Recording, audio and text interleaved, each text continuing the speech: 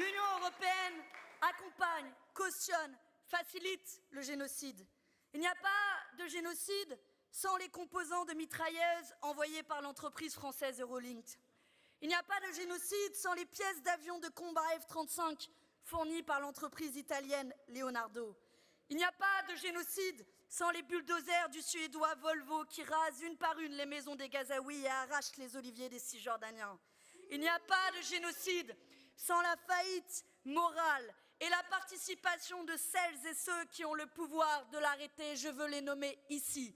Ursula von der Leyen, présidente de la Commission européenne.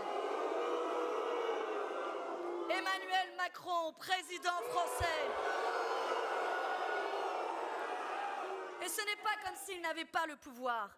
Cet accord d'association, c'est la pierre angulaire des relations entre l'Union européenne et Israël, qui fait de l'Union européenne le premier partenaire commercial d'Israël. C'est en pratique plus de 70 milliards d'euros de biens et de services qui sont échangés entre l'Union européenne et Israël.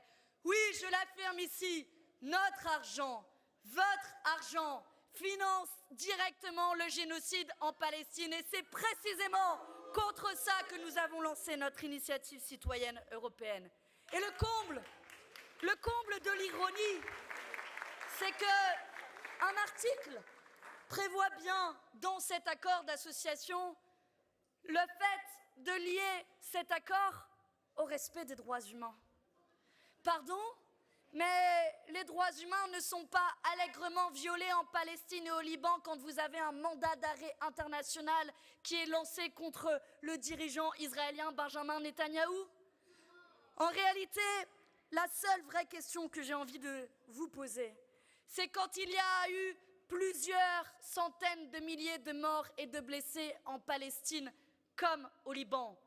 Qu'est-ce qu'il vous faut de plus? Combien de morts? Combien de déplacés? Combien de personnes privées de nourriture, d'eau, juste d'un toit sur la tête? Combien il vous faut? Dites-moi un chiffre avant d'agir. La réalité, c'est que dès la première personne touchée par ce génocide, ils auraient dû agir, ils auraient dû cesser leur complicité. Et c'est ce que nous leur avons rappelé.